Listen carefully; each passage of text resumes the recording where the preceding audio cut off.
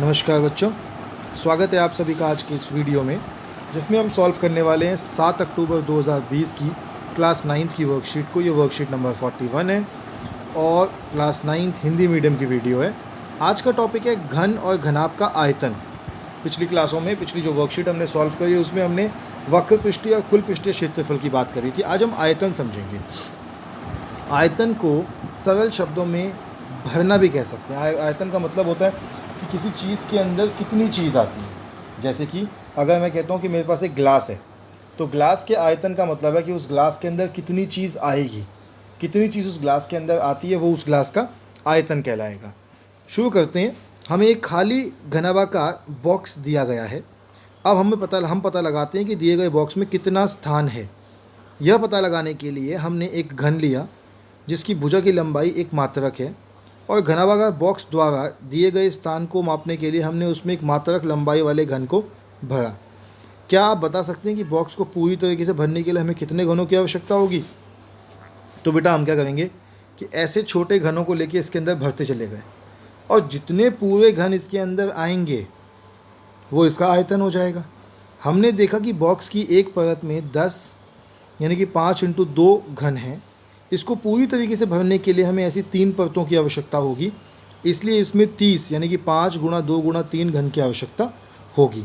तो आप देखिए, एक अगर लाइन में आप देखेंगे तो यहाँ आपको दिखेगा कि 10 हैं, और 10 के ऊपर 10 और उसके ऊपर 10 और, तो कुल कितने घनों की आवश्यकता है? 30 घनों की। आगे बढ़ते हैं। इस बॉक्स की लंबाई 5 मात्रक, चौड़ाई 2 मात्रक और ऊंचाई 3 मात्रक है। अंततः बॉक्स द्वारा घेरे गए स्थान में 30 घन आएंगे, जो कि लंबाई, चौड़ाई और ऊंचाई को गुणा करके मिले। किसी वस्तु द्वारा घेरे गए स्थान की माप उसका आयतन कहलाती है। अतः घनाभाकार बॉक्स का आयतन होगा 5 × 2 × 3 बराबर 30 घन मात्रक। अतः हमें घनाकार और घनाभाकार वस्तुओं का आयतन ज्ञात करने के लिए इस सूत्र को प्रयोग में लाना होगा। तो घनाभ का आयतन होता है लंबाई गुणा चौड़ाई गुणा ऊंचाई, और घन का आयतन होता है भुजा गुणा भुजा गुणा भुजा। दोनों ही मात्रक घन मात्रक यानी कि क्यूबिक यूनिट है। एक प्रश्न उन्होंने दिया है कि माचिस की डिब्बी का माप 4 × 2.5 × 1.5 है। ऐसी 12 डिब्बियों का आयतन कितना होगा? तो 12 डिब्बियों का आयतन तो तब निकालेंगे, पहले एक डिब्बी का निकालेंगे। तो हमने डिब्बी का माप लिया 4 × 2.5 × 1.5, और डिब्बी की लंबाई कितनी हो गई? 4 सेंटीमीटर, चौड़ाई हो गई 2.5, और h लंबाई को कहते हैं l, चौड़ाई को b और ऊंचाई को h, तो टोटल हो गया 1.5। तो डिब्बी का आयतन कितना हो गया? L × B × H बराबर 4 × 2.5 × 1.5 बराबर 15 सेंटीमीटर। और ऐसी 12 डिब्बियों का आयतन कितना होगा? 12 × 15 यानी कि 180 सेंटीमीटर क्यूब। इसे सेंटीमीटर क्यूब भी कहते हैं और घन मात्रक भी कहते हैं। अब शुरू करते हैं क्वेश्चन। एक कमरे की लंबाई, चौड़ाई, ऊंचाई क्रमशः 5 मीटर, 4 मीटर और 3 मीटर है। कमरे का आयतन ज्ञात कीजिए। तो हमें 5, 4, 3 दे रखा है। देखिए बहुत सिंपल सा तरीका है इसको निकालने का।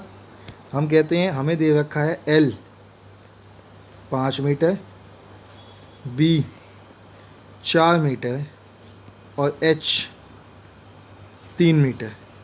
हमको निकालना है आयतन। ध्यान से देखिए, कमरे की 3 चीज़ों, तो कमरा क्या हो गया? कमरा हो गया घनाभ, और घनाभ का आयतन क्या होता है? L × B × H। तो ये हो गया 5 × 4 × 3, जो कि हो गया 60 मीटर क्यूब। छोटा सा ज़रा सा क्वेश्चन है, कर लीजिए फटाफट नोट डाउन। कोई टेंशन, कोई दिक्कत भी आपको होनी नहीं चाहिए इसमें। तो चलिए आगे बढ़ते हैं। दूसरा क्वेश्चन देखते हैं कि एक घनाकार डिब्बे का किनारा 10 सेंटीमीटर लंबाई का है। डिब्बे का आयतन ज्ञात कीजिए। अब घन की बात कर रहे हैं, तो घन का किनारा ये है 10 सेंटीमीटर, और आयतन, घन का जो आयतन होता है बच्चों, घन का आयतन वो होता है साइड की पावर 3, जो कि हो जाएगा 10 की पावर 3, जो कि हो गया 10 × 10 × 10, यानी कि 1000 सेंटीमीटर क्यूब। छोटा सा ज़रा सा क्वेश्चन है, मुझे लगता है कोई दिक्कत कोई परेशानी इसमें होगी नहीं। कर लीजिए फटाफट नोट डाउन।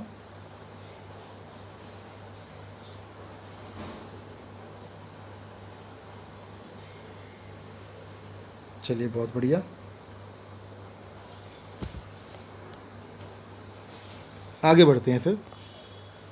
आज की अगली वर्कशीट जो है वो साइंस की है और टॉपिक है बल तथा गति के नियम। आज हम गति का तीसरा नियम डिस्कस करने वाले हैं।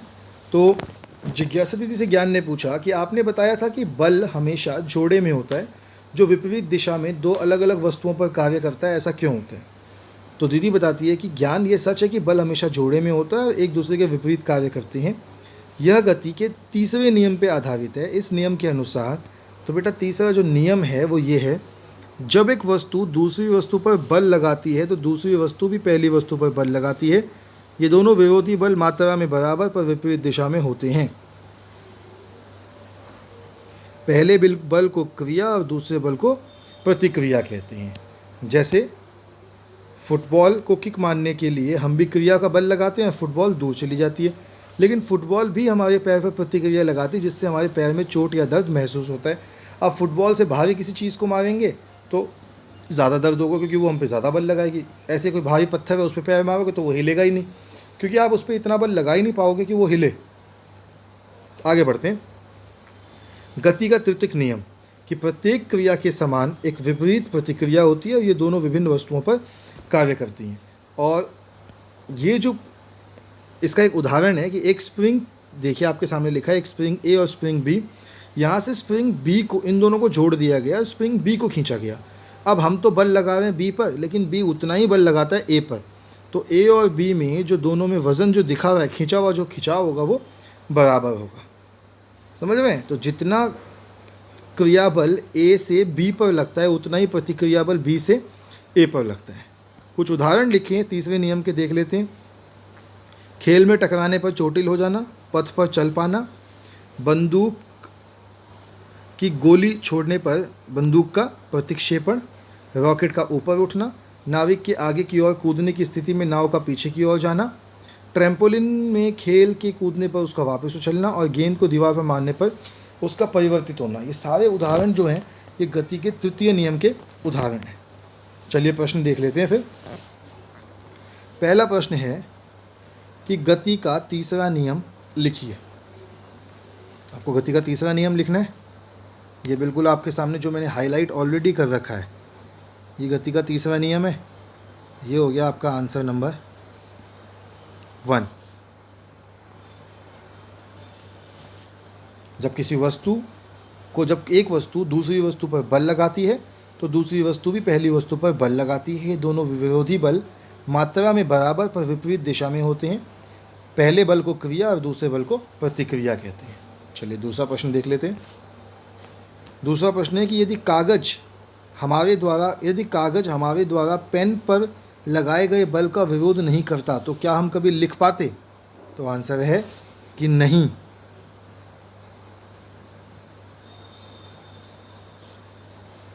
यदि कागज हमारे द्वारा पेन पर लगाए गए बल का विरोध नहीं करता तो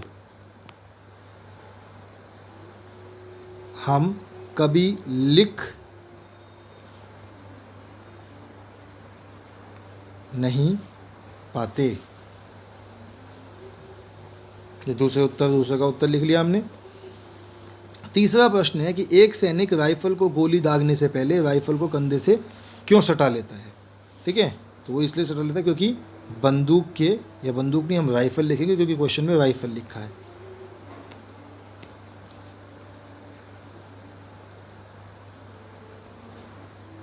राइफल के प्रतिक्षेपण को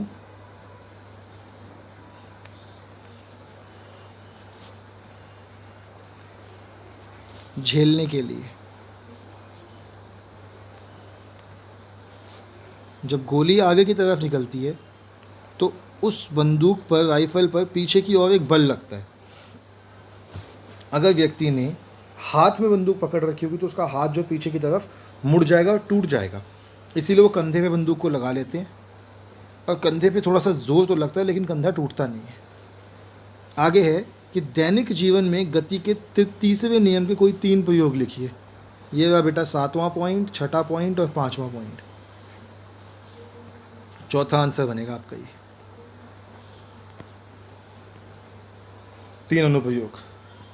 आखिरी है, गति के तीसरे नियम की मदद से हमारे चलने की प्रक्रिया को समझाइए। तो ये लिखा है, अगर आप ध्यान से देखो तो यहाँ एक पॉइंट आपको दिखेगा।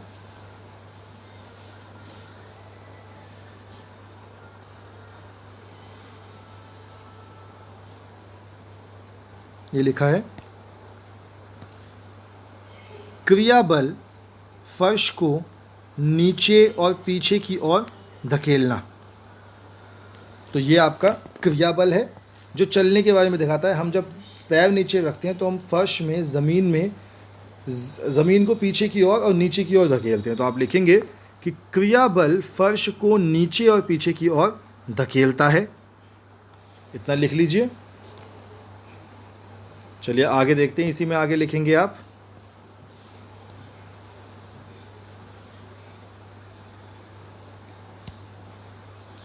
प्रतिक्रिया बल फर्श को ऊपर और आगे की ओर धकेलता है। तो होता क्या है कि आप पैर से ज़मीन को पीछे की ओर धकेलते हैं और ज़मीन आपको आगे की तरफ धक्का देती है, इसीलिए हम आराम से चल पाते हैं। तो हमने बच्चों आज के 5 प्रश्नों को डिस्कस कर लिया।